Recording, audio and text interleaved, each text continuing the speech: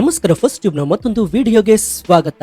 ಸ್ನೇಹಿತರೆ, ದೇಶದ ಗೃಹ ಸಚಿವ ಅಮಿತ್ ಶಾ ಅವರು ಯಾವತ್ತೂ ಕೂಡ ಗಾಳಿಯಲ್ಲಿ ಗುಂಡು ಹಾರಿಸುವ ನಾಯಕರಲ್ಲ ಅನ್ನೋದು ಪ್ರತಿಯೊಬ್ಬರಿಗೂ ಗೊತ್ತಿರೋ ವಿಚಾರ.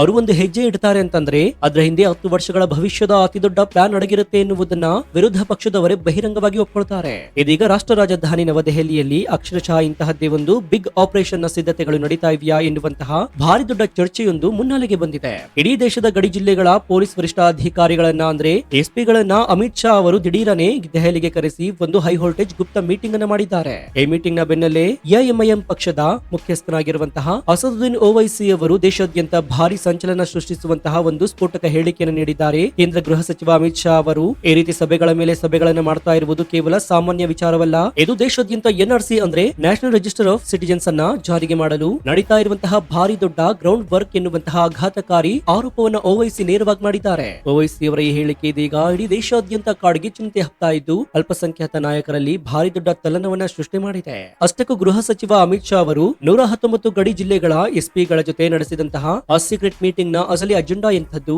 ಈ ಸಭೆಗೂ ಮುನ್ನ ಹೊಸದಾಗಿ ರಚನೆಯಾಗಿರುವಂತಹ ಡೆಮೋಗ್ರಫಿ ಮಿಷನ್ ಜೊತೆ ಅಮಿತ್ ಶಾ ಅವರು ನಡೆಸಿದಂತಹ ಉನ್ನತ ಮಟ್ಟದ ಸಭೆಯ ರಹಸ್ಯವೇನು, ಅಸಹಜ ಜನಸಂಖ್ಯಾ ಬದಲಾವಣೆಯ ಬಗ್ಗೆ ಪೊಲೀಸ್ ಅಧಿಕಾರಿಗಳಿಗೆ ಗೃಹ ಸಚಿವರು ಕೊಟ್ಟಿರುವಂತಹ ಕಟ್ಟುನಿಟ್ಟಿನ ಸೂಚನೆಗಳೇನೇನು, ದೇಶದ ಗಡಿ ಭಾಗದಲ್ಲಿ ಅಕ್ರಮ ಕಟ್ಟಡಗಳು ಮತ್ತು ಡ್ರಗ್ಸ್ ಮಾಫಿಯಾವನ್ನ ಮಟ್ಟ ಹಾಕಲು ರೆಡಿಯಾಗ್ತಾ ಇರುವಂತಹ ಮಾಸ್ಟರ್ ಪ್ಲಾನ್ ಹೇಗಿದೆ, ಇದೆಲ್ಲದರ ಜೊತೆಗೆ ಓವೈಸಿ ಹೇಳಿದಂತೆ ನಿಜಕ್ಕೂ ಕೂಡ ಇದು ದೇಶಾದ್ಯಂತ ಎನ್ಆರ್ಸಿ ಜಾರಿಗೊಳಿಸುವ ಮುನ್ಸೂಚನೆನಾ? ಬನ್ನಿ ಇವತ್ತಿನ ಎಕ್ಸ್ಕ್ಲೂಸಿವ್ ಡೀಟೇಲ್ ರಿಪೋರ್ಟ್ ನಲ್ಲಿ ಅಮಿತ್ ಶಾ ಅವರು ನಡೆಸಿರುವಂತಹ ಆ ಸೀಕ್ರೆಟ್ ಮೀಟಿಂಗ್ ನ ರಹಸ್ಯವನ್ನ ಅರ್ಥ ಮಾಡ್ಕೊಳ್ಳೋಣ.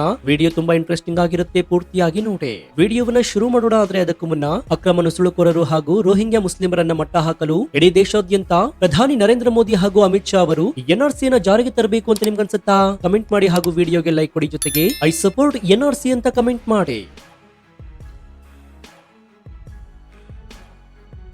ಸ್ನೇಹಿತರೆ, ನಾವೀಗ ಈ ಇಡೀ ವಿವಾದದ ಕೇಂದ್ರ ಬಿಂದುವಾಗಿರುವಂತಹ ಆ ಸೀಕ್ರೆಟ್ ಮೀಟಿಂಗ್ ನ ಬಗ್ಗೆ ಅರ್ಥ ಮಾಡ್ಕೊಳ್ಬೇಕಾಗತ್ತೆ. ಗುರುವಾರದಂದು ಹೊಸ ದೆಹಲಿಯಲ್ಲಿ ನಡೆದಂತಹ border district superintendent of police conference ನ ಅಧ್ಯಕ್ಷತೆಯನ್ನ ಸ್ವತಃ ಗೃಹ ಸಚಿವ ಅಮಿತ್ ಶಾ ಅವರೇ ವಹಿಸಿದ್ರು. ಈ ಸಭೆಯಲ್ಲಿ ಭಾರತ ಅಂತಾರಾಷ್ಟ್ರೀಯ ಗಡಿಯನ್ನ ಹಂಚಿಕೊಂಡಿರುವಂತಹ ಪ್ರಮುಖ ರಾಜ್ಯಗಳಾದ ಜಮ್ಮು ಕಾಶ್ಮೀರ, ಪಂಜಾಬ್, ಉತ್ತರಾಖಂಡ, ರಾಜಸ್ಥಾನ್, ಗುಜರಾತ್, ಉತ್ತರ ಪ್ರದೇಶ, ಬಿಹಾರ, ಪಶ್ಚಿಮ ಬಂಗಾಳ ಮತ್ತು ಈಶಾನ್ಯ ರಾಜ್ಯಗಳ ಗಡಿ ಜಿಲ್ಲೆಗಳ ಒಟ್ಟು 119 ಎಸ್ಪಿಗಳು ಭಾಗವಹಿಸಿದ್ರು. ಇದರ ಜೊತೆಗೆ ಗೃಹ ಸಚಿವಾಲಯದ ಉನ್ನತ ಮಟ್ಟದ ಹಿರಿಯ ಅಧಿಕಾರಿಗಳು ಮತ್ತು ಗುಪ್ತಚರ ಇಲಾಖೆಯ ಮುಖ್ಯಸ್ಥರು ಕೂಡ ಹಾಜರಾಗಿದ್ರು.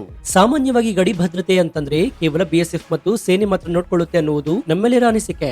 ಆದ್ರೆ ಈ ಬಾರಿ ಕೇಂದ್ರ ಸರ್ಕಾರ ತನ್ನ ಆಲೋಚನಾ ಲಹರಿಯನ್ನೇ ಸಂಪೂರ್ಣವಾಗಿ ಬದಲಾಯಿಸಿದೆ. ಕೇವಲ ಬಾರ್ಡರ್ ಔಟ್ ಪೋಸ್ಟ್ ಗಳ ಮೇಲೆ ಅವಲಂಬಿತವಾಗದೆ ಇಡೀ ಗಡಿ ಭಾಗವನ್ನ ಒಂದು ಇಂಟಿಗ್ರೇಟೆಡ್ ಸೆಕ್ಯೂರಿಟಿ ಗ್ರಿಡ್ ಅಂದ್ರೆ ಸಮಗ್ರ ಭದ್ರತಾ ಜಾಲವನ್ನಾಗಿ ಪರಿವರ್ತನೆ ಮಾಡುವಂತಹ ಭಾರಿ ದೊಡ್ಡ ಹೆಜ್ಜೆಯನ್ನು ಅಮಿತ್ ಶಾ ಅವರು ಇಟ್ಟಿದ್ದಾರೆ. ಈ ಎಸ್ಪಿಗಳ ಸಭೆಗಿಂತ ಕೇವಲ ಕೆಲವು ದಿನಗಳ ಮುನ್ನ ಅಮಿತ್ ಶಾ ಅವರು ಇನ್ನೊಂದು ಅತ್ಯಂತ ಮಹತ್ವದ ಸಭೆಯನ್ನ ಮಾಡಿದ್ರು. ಅದೇ ಡೆಮೋಗ್ರಫಿ ಮಿಷನ್ ಜೊತೆಗಿನ ಉನ್ನತ ಮಟ್ಟದ ಸಭೆ. ದೇಶದಲ್ಲಿ ಜನಸಂಖ್ಯಾ ಅನುಪಾತ ಯಾವ ರೀತಿ ಬದಲಾಗ್ತಾ ಇದೆ, ನಿರ್ದಿಷ್ಟ ಸಮುದಾಯಗಳ ಜನಸಂಖ್ಯೆ ಏಕೈಕಿ ಯಾಕೆ ಹೆಚ್ಚಾಗ್ತಾ ಇದೆ ಎನ್ನುವುದನ್ನ ಅಧ್ಯಯನ ಮಾಡಲು ಕೇಂದ್ರ ಸರ್ಕಾರ ಇತ್ತೀಚೆಗಷ್ಟೇ ಒಂದು ಹೈ ಲೆವೆಲ್ ಕಮಿಟಿಯನ್ನ ನೇಮಕ ಮಾಡಿತ್ತು. ಈ ಕಮಿಟಿಯ ಜೊತೆಗೆ ಅಮಿತ್ ಶಾ ಅವರು ಸುದೀರ್ಘವಾದಂತಹ ಚರ್ಚೆ ನಡೆಸಿದ್ರು. ಇದೇ ವಿಚಾರವೇ ಅಸದುದ್ದೀನ್ ಓವೈಸಿ ಅವರ ಕಣ್ಣನ್ನ ಕೆಂಪಾಗುವಂತೆ ಮಾಡಿತ್ತು. ಜನಸಂಖ್ಯಾ ಬದಲಾವಣೆಯ ಬಗ್ಗೆ ಅಧ್ಯಯನ ಮಾಡುವುದು ಮತ್ತು ಗಡಿ ಜಿಲ್ಲೆಗಳ ಭದ್ರತೆಯನ್ನ ಬಿಗಿಗೊಳಿಸುವುದು ಎರಡೂ ಕೂಡ ಎನ್ಆರ್ಸಿ ಜಾರಿ ಮಾಡುವ ಮುನ್ನ ನಡೆಯುವಂತಹ ಪಕ್ಕಾ ಪ್ಲಾನಿಂಗ್ ಗಳು ಎನ್ನುವುದು ಓವೈಸಿ ಅವರ ಬಲವಾದ ವಾದವಾಗಿದೆ. ದೆಹಲಿಯಲ್ಲಿ ನಡೆದಂತಹ ಎಸ್ಪಿಗಳ ಸಭೆಯಲ್ಲಿ ಚರ್ಚೆಯಾದ ಅತ್ಯಂತ ಪ್ರಮುಖ ಮತ್ತು ಗಂಭೀರವಾದಂತಹ ವಿಚಾರ ಅಂತಂದ್ರೆ ಅದು ಅಸಹಜ ಜನಸಂಖ್ಯಾ ಬದಲಾವಣೆ. ಭಾರತ ಪೂರ್ವ ಗಡಿ ಭಾಗದಲ್ಲಿ ವಿಶೇಷವಾಗಿ ಪಶ್ಚಿಮ ಬಂಗಾಳ ಮತ್ತು ಅಸ್ಸಾಂನಂತಹ ಅಂತಾರಾಷ್ಟ್ರೀಯ ಗಡಿಗೆ ಹೊಂದಿಕೊಂಡಿರುವಂತಹ ಜಿಲ್ಲೆಗಳಲ್ಲಿ ವ್ಯವಸ್ಥಿತವಾಗಿ ಜನಸಂಖ್ಯೆಯ ಅನುಪಾತವನ್ನ ಬದಲಾಯಿಸಲು ಸಂಘಟಿತ ಷಡ್ಯಂತ್ರಗಳು ನಡೆಯುತ್ತೆ ಎನ್ನುವುದು ಕೇಂದ್ರ ಸರ್ಕಾರದ ಅತಿದೊಡ್ಡ ಕಳವಳವಾಗಿದೆ. ಹೊರಗಿನಿಂದ ಅಕ್ರಮವಾಗಿ ಬಂದು ನೆಲೆಸುವವರಿಂದಾಗಿ ಅಲ್ಲಿನ ಮೂಲ ನಿವಾಸಿಗಳೇ ಅಲ್ಪಸಂಖ್ಯಾತರಾಗುವ ಭೀಕರ ಪರಿಸ್ಥಿತಿ ನಿರ್ಮಾಣವಾಗಿದೆ. ಈ ರೀತಿಯ ಡೆಮೋಗ್ರಾಫ್ ಬದಲಾವಣೆಗಳ ಬಗ್ಗೆ ನಿರಂತರವಾಗಿ ನಿಗಾ ಇಡಲು ಮತ್ತು ಯಾವುದೇ ಅಸಹಜ ಜನಸಂಖ್ಯೆ ಬೆಳವಣಿಗೆ ಕಂಡು ಬಂದರೆ ತಕ್ಷಣವೇ ಕೇಂದ್ರ ಗೃಹ ಸಚಿವಾಲಯಕ್ಕೆ ರಿಪೋರ್ಟ್ ಮಾಡಲು ಎಸ್ಪಿಗಳಿಗೆ ಕಟ್ಟುನಿಟ್ಟಿನ ಸೂಚನೆಗಳನ್ನು ನೀಡಲಾಗಿದೆ. ಈ ಒಂದು ಸೂಚನೆ ದೇಶದ ಭದ್ರತಾ ವ್ಯವಸ್ಥೆಯಲ್ಲಿ ಭಾರಿ ದೊಡ್ಡ ಬದಲಾವಣೆಯ ಗಾಳಿಯನ್ನ ಬೀಸುವಂತೆ ಮಾಡಿದೆ.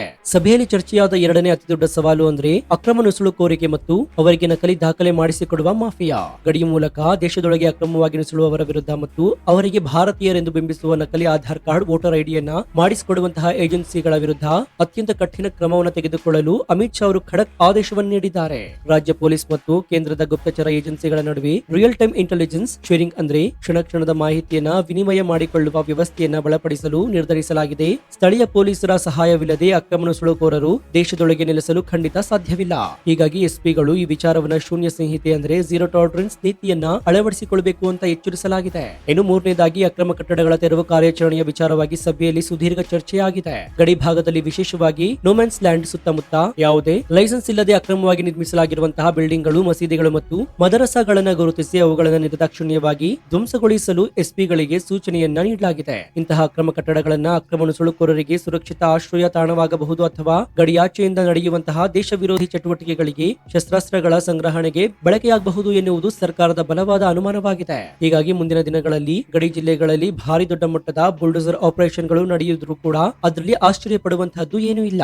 ಸಭೆಯಲ್ಲಿ ಪ್ರಸ್ತಾಪವಾದ ನಾಲ್ಕನೇ ಬಹುಮುಖ್ಯ ವಿಚಾರ ಅಂದ್ರೆ ಡ್ರೋನ್ಗಳ ಭೀತಿ ಮತ್ತು ಗಡಿಯಾಚೆಯಿಂದ ಬರುವಂತಹ ಮಾದಕ ದ್ರವ್ಯಗಳ ಮಾಫಿಯಾ. ಪಾಕಿಸ್ತಾನದ ಗಡಿಯಲ್ಲಿ ಇತ್ತೀಚೆಗೆ ಪಂಜಾಬ್ ಮತ್ತು ಜಮ್ಮು ಕಾಶ್ಮೀರದ ಮೂಲಕ ಡ್ರೋನ್ಗಳನ್ನು ಬಳಸಿ ಶಸ್ತ್ರಾಸ್ತ್ರಗಳನ್ನ ಮತ್ತು ಸಾವಿರಾರು ಕೋಟಿ ರೂಪಾಯಿ ಬೆಲೆ ಬಾಳುವ ಡ್ರಗ್ಸ್ ಗಳನ್ನ ಭಾರತದೊಳಗೆ ಸಾಗಿಸುವ ಕರಾಳ ಪ್ರಯತ್ನವನ್ನ ವಿಪರೀತವಾಗಿ ಹೆಚ್ಚಾಗಿದೆ. ಪಂಜಾಬ್ನ ಯುವಕರನ್ನ ಮಾದಕ ವ್ಯಸನಿಗಳನ್ನಾಗಿ ಮಾಡಿ ದೇಶದ ಆರ್ಥಿಕತೆಯನ್ನ ಹಾಳು ಮಾಡುವ ಈ ಷಡ್ಯಂತ್ರವನ್ನು ಪತ್ತೆ ಹಚ್ಚಲು ಮತ್ತು ತಡೆಯಲು ಹೊಸ ಆಂಟಿ ಡ್ರೋನ್ ತಂತ್ರಜ್ಞಾನ ಮತ್ತು ಸ್ಥಳೀಯ ಪೊಲೀಸರ ನೆಟ್ವರ್ಕ್ ಅನ್ನು ಬಳಸಲು ನಿರ್ಧರಿಸಲಾಗಿದೆ. ಡ್ರಗ್ಸ್ ಮಾಫಿಯಾದಲ್ಲಿ ಶಾಮೀಲಾಗಿರುವಂತಹ ಸ್ಥಳೀಯ ದಲ್ಲಾಳಿಗಳನ್ನ ಬೇರು ಸಹಿತ ಕಿತ್ತು ಹಾಕುವ ಕಠಿಣ ಟಾಸ್ಕ್ ಅನ್ನ ಪಂಜಾಬ್ ಗಡಿಯ ಎಸ್ಪಿಗಳಿಗೆ ನೀಡಲಾಗಿದೆ.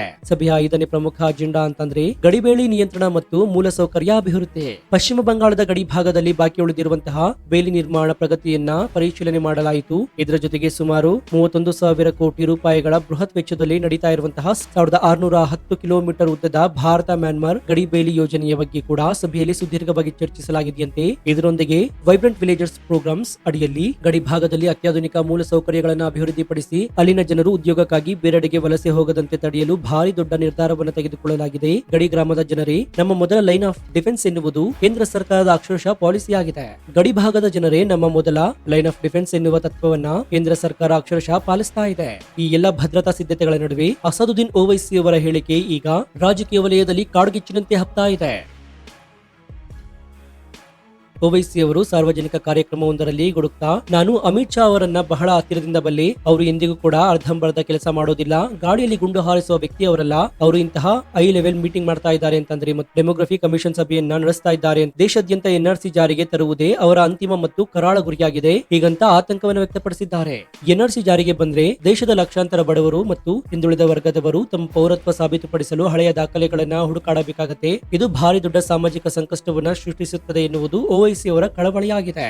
ಈಗ ಇಷ್ಟೆಲ್ಲ ಚರ್ಚೆಗೆ ಕಾರಣವಾಗಿರುವ ಆ ಎನ್ಆರ್ಸಿ ಅಂದ್ರೆ ಏನು, ಅದ್ರ ಬಗ್ಗೆ ಕೂಡ ಹೇಳ್ತೀನಿ ನೋಡಿ. ಇದು ಭಾರತೀಯ ನೈಜ ನಾಗರಿಕರ ಅಧಿಕೃತ ದಾಖಲೆಯಾಗಿದೆ. ಈ ಹಿಂದೆ ಅಸ್ಸಾಂನಲ್ಲಿ ಸುಪ್ರೀಂ ಕೋರ್ಟ್ ನ ನೇರ ಮೇಲ್ವಿಚಾರಣೆಯಲ್ಲಿ ಎನ್ಆರ್ಸಿ ಪ್ರಕ್ರಿಯೆಯನ್ನು ನಡೆಸಲಾಯಿತು. ಅಲ್ಲಿ ಮಾರ್ಚ್ 24, 1971 ಕಟ್ ಆಫ್ ಡೇಟ್ ಆಗಿ ಇಟ್ಕೊಂಡು ಯಾರೆಲ್ಲ ಅಕ್ರಮ ನುಸುಳುಕೋರರು ಭಾರತದೊಳಗೆ ಬಂದಿದ್ದಾರೆ ಎನ್ನುವುದನ್ನ ಪತ್ತೆ ಹಚ್ಚುವಂತಹ ಐತಿಹಾಸಿಕ ಕೆಲಸ ಮಾಡಲಾಯಿತು. ಆದ್ರೆ ದೇಶಾದ್ಯಂತ ಇದನ್ನ ಜಾರಿಗೊಳಿಸುವ ಬಗ್ಗೆ ಕೇಂದ್ರ ಸರ್ಕಾರ ಇನ್ನೂ ಕೂಡ ಯಾವುದೇ ಅಧಿಕೃತ ಘೋಷಣೆಗಳನ್ನ ಹೊರಡಿಸಿರಲಿಲ್ಲ.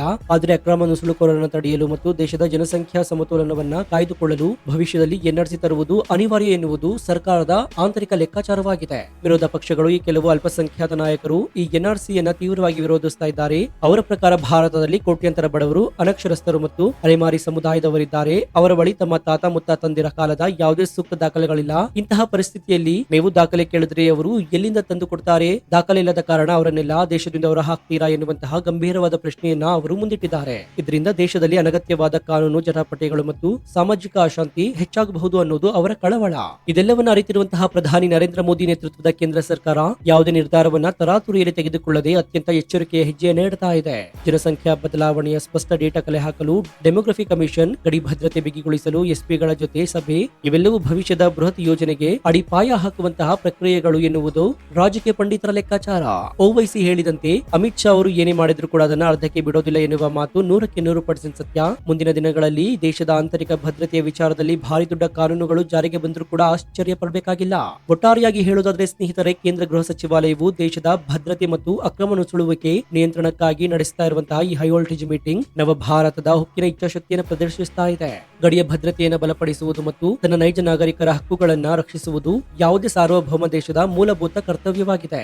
ಈ ಆಡಳಿತಾತ್ಮಕ ನಡೆಯನ್ನ ವಿರೋಧ ಪಕ್ಷಗಳು ರಾಜಕೀಯ ಕಣ್ಣಿನಿಂದ ನೋಡಿ ಎನ್ಆರ್ಸಿ ಜಾರಿಯ ಮುನ್ಸೂಚನೆ ಅಂತ ನಡೆಸ್ತಾ ಇದ್ದಾರೆ. ಆದ್ರೆ ದೇಶದ ಹಿತದೃಷ್ಟಿಯಿಂದ ಗಡಿ ಜಿಲ್ಲೆಗಳ ಪೊಲೀಸ್ ಹೆಚ್ಚು ಅಲರ್ಟ್ ಆಗಿರುವುದು ಅತ್ಯಂತ ಸ್ವಾಗತಾರ್ಹ ಬೆಳವಣಿಗೆಯಾಗಿದೆ.